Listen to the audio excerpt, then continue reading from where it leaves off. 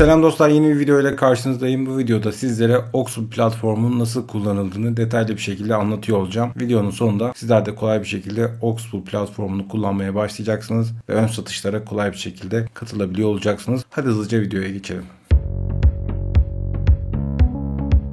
Dostlar, bu platformu kullanabilmek için belli bir seviyede kripto cüzdan bilgisine ihtiyacımız var. Eğer kripto cüzdanlar hakkında bilginiz yeterli değilse sağ üst tarafta çıkacak kartı izlemenizi, akabinde bu videoya devam etmenizi tavsiye ederim. Şimdi bizler kripto cüzdan bilginizin belli bir seviyede olduğunu varsayarak videoya devam edelim. Platforma girmek için öncelikle Connect Wallet diyoruz ve ardından hangi kripto cüzdanı kullanıyorsanız onu tercih ediyorsunuz. Ben açıkçası MetaMask'ı kullanıyorum ve MetaMask'ı tavsiye ediyorum. Akabinde MetaMask'ı tıklıyorum ve cüzdanım halihazırda aktif olduğu için otomatikman platforma bağlanıyor ve Enter Oxpool dedikten sonra da platformun arayüzüne ulaşmış oluyorum. Şimdi platformun arayüzüne ulaştıktan sonra ilk yapmanız gereken şey account kısmından profil ve security kısmına gelmek ve buradaki ilgili bilgileri doldurmak. Platformda herhangi bir kimlik doğrulama zorunluluğu yok ama olası bir problemde sizlere ulaşabilmesi için buradaki temel bilgileri vermenizde fayda var. Bunun dışında contribution history tarafında bilmenizde fayda var. Burada katılım yaptığınız projeleri görebiliyorsunuz ve tokenlarınızı buradan kolay bir şekilde claim edebiliyorsunuz. Gelelim platformun seviyelerine. Şimdi dostlar, gördüğünüz gibi platformda 3 tane seviye var. En düşüğü tier 3 iken en yükseği tier 1. Tier 3 için sadece 50 Oxpool stake etmeniz yeterli. Bu da bugünün koşullarında $35 tekabül ediyor. İleride fiyatlar değişebilir. Tier 1 için ise 8000 Oxpool stake etmeniz gerekmekte ve Tier 2 için ise minimum 1000 adet Oxpool stake etmeniz gerekmekte. Ama Tier 2'nin özel bir durumu var. Sizler 4000 Oxpool'a kadar stake ettiğinizde değişken bir allocation havuzuyla karşı karşıya kalıyorsunuz. Örneğin Tier 2'de $100 ile $400 arası değişken bir allocation ayarlanmış olsun.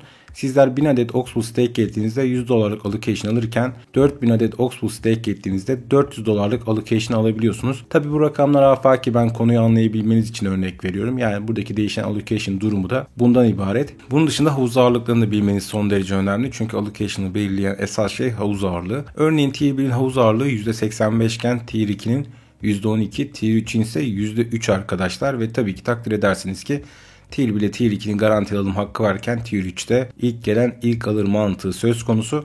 Son olarak Tier 1 için de bir özel durum söz konusu. Bu da oversub metodu. Şimdi bu oversub metodundan da hızlıca bahsetmek gerekirse temel mantık aslında Tier 1'lere ayrılan havuzun tüketilmesi. Çünkü bu havuzun tüketilmediği durumlarda kalan allocation'lar için ikinci, üçüncü satış roundları düzenleniyor ve bu aslında istenmeyen bir durum. Çünkü geride kalan kullanıcılarda projenin beğenilmediği hissiyatı yarattığı için proje üzerinde satış baskısına neden olabiliyor. O yüzden hem proje hem de platformlar ikinci, üçüncü satış roundlarını istemezler. Bir defada tüm tokenların satılmasını isterler. Oxpool da bunu çözmüş gibi duruyor. Burada Oxpool şöyle ilerliyor. Diyelim ki burada aslında Tier 1'lerin alım hakkı $300'lık bir allocation olsun ama Oxpool diyor ki burada sizlere $600'lık alım gerçekleştirebilirsiniz. Sizler de çok güzel $600'lık allocation alabiliyorum diye platforma katıldığınızda gerçekten $600'lık bir yatırım yapmış oluyorsunuz ama platformdaki tüm Tier 1'lerin katılması durumunda sizin o fazladan verdiğiniz $300'lık allocation miktarı size iade ediliyor ve sadece aslında $300'lık yatırım yapmış oluyorsunuz. Yani Oxpool burada her ihtimale karşı 2x'lik bir satış sunuyor size. Yani 2 katı bir satış sunuyor. Allocation kalmama durumunda fazla olan miktarı sizlere geri vererek aslında havuzunu tüketmiş oluyor. Bu kötü bir şey değil arkadaşlar. Sizin fazladan allocation almanızı sağlayan bir yöntem. Ben açıkçası çok beğendim. Çok takdir ettim. Bu anlamda Oxpool platformunda yenilikçi bir platform olduğunu söyleyebilirim. Hadi gelin şimdi Oxpool token satın alalım ve sonra stake adımına geçelim.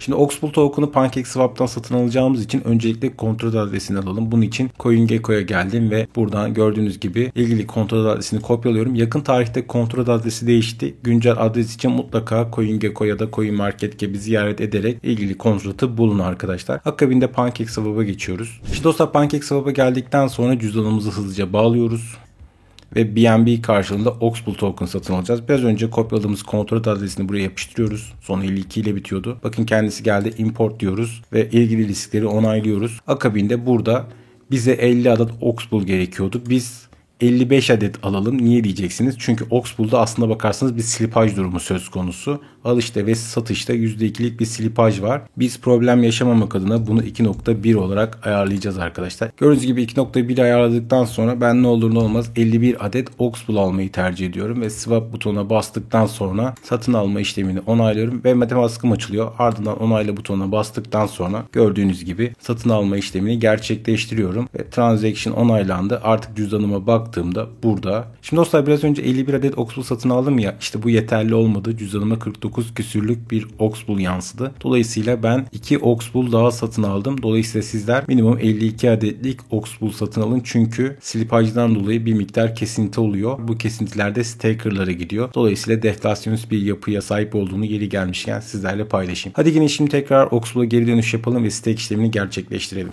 Oxbool sayfasına geri döndükten sonra stake butonuna basıyorum ve elimdeki Oxbool tokenları buraya stake ediyorum. Maksimum butonuna basarsam elimdeki tüm sayı geliyor ve gördüğünüz gibi tier 3 sahibi olduğumu görüyorum. Eğer 1000 adet stake etseydim tier 2 olacaktım. Takdir edersiniz ki 8000 stake ettiğimde de tier 1 olacaktım. Ama benim elimde 51 adet olduğu için tier 3 seviyesinden stake işlemini gerçekleştiriyorum. MetaMask'ım açılıyor ve burada küçük bir işlem ücreti ödüyorum, 7 cent kadar, ve transaction onaylanmasını bekliyorum. Akabinde bir onay daha istiyor, bunu da onaylıyorum. Bu stake için gerekli. Gördüğünüz gibi bu da onaylandı ve işlemler tamamlandı. Complete dedikten sonra tier 3 sahibi olduğunu görüyorum ve her tier sahibinin ayrı bir Telegram kanalı var. Şu anda tier 3 olduğum için bana ait olan Telegram kanalı da burada paylaşıldı. Dilerseniz bu Telegram kanalına da katılabilirsiniz. Dostlar gördüğünüz gibi tier 3 seviyesinde stake işlemini gerçekleştirdikten sonra bir de pasif gelir elde etme durumumuz söz konusu. Platform stakerlara yıllık %10'luk bir faiz getirisi sunuyor. Dilerseniz burayı da inceleyebilirsiniz. Hadi gelin şimdi ön satışlara nasıl katılacağınızdan bahsedeyim. Arkadaşlar projeler başlığı altında 2 tane buton var. Bunlardan biri coming soon, yani yakında gelecek projeleri ifade etmekte. Diğeri ise mevcut projeleri ifade etmekte. Coming soon butonuna basarsanız burada herhangi bir proje olmadığını göreceksiniz. Ama birkaç gün önce Catcoin projesi burada yer almaktaydı. Şu an mevcut projeler arasında kendisini görüyoruz. Katılım da son derece basit. Aynen bu şekilde karşınıza çıkacak ve üzerine live yazacak. Contribute butonuna bastıktan sonra tek yapmanız gereken bu sayfada yine Contribute tarafına gelmek. Size ayrılan havuzdaki Show the Pool butonuna basmak. Açılan sayfada minimum ve maksimum bölümünde minimum alabileceğiniz ve maksimum alabileceğiniz allocation miktarları belirtilecek. Akabinde aşağıya ne kadarlık alım yapmak istiyorsanız bu iki miktar arasında onu girdikten sonra karşılığına çıkan Catcoin miktarını satın alabileceksiniz. Bu allocation miktar havuz ağırlıklarına göre belirleniyor demiştim. Bu proje üzerinden bunu anlatmanız gerekirse Tier 1 sahipleri Catcoin projesinde $20 allocation aldı arkadaşlar. Tier 2 sahipleri ortalama $40 allocation aldı. Tier 1 sahipleri ise $295 allocation aldı ve projenin 11.77x yaptığını da hatırlatırım. Katılım işlemleri bittikten sonra claim tarafına geldiğinizde sizi böyle bir sayfa karşılayacak. Buradaki butona tıklarsanız sizi claim yapabileceğiniz sayfaya götürür. Connect Wallet demeniz yeterli olacaktır. Akabinde mevcut biriken tokenlarınızı buradan claim edebilirsiniz. Şimdi dostlar elimden geldiği kadar basit bir şekilde anlatmaya çalıştım ama aklınızda hala sorular kaldıysa lütfen yorumlar kısmından bana iletin. Çünkü mümkün mertebe tüm yorumları okuyor ve cevaplamaya çalışıyorum. Son olarak Oxbool hakkında da bir iki şey söylemek istiyorum arkadaşlar. Oxbool geçtiğimiz boğanın en iyi performans gösteren launchpad'lerinden bir tanesiydi. Üstelik geçtiğimiz boğa çok daha karmaşık bir arayüze sahipti. Şu an oldukça basit bir arayüze sahip olduklarını söyleyebilirim. Bunun dışında geçtiğimiz boğa getirdiği projelere şöyle bir düşünecek olursanız oldukça başarılı projeler getirdi. Sidus gibi, Blocktopia gibi yüzlerce X yapan projeler getirdi. Dolayısıyla bu anlamda başındaki CEO'yu da son derece beğendiğimi söylemek isterim. Bu video sizlerin işine yaradıysa ve bu tarz videoların devamının da gelmesini istiyorsanız yapmanız gerekenleri biliyorsunuz. Henüz abone değilseniz bu kanala abone oluyorsunuz. Videoyu beğeniyorsunuz dostlar. Bir sonraki videoda görüşmek dileğiyle. Kendinize iyi bakın. Hoşça kalın.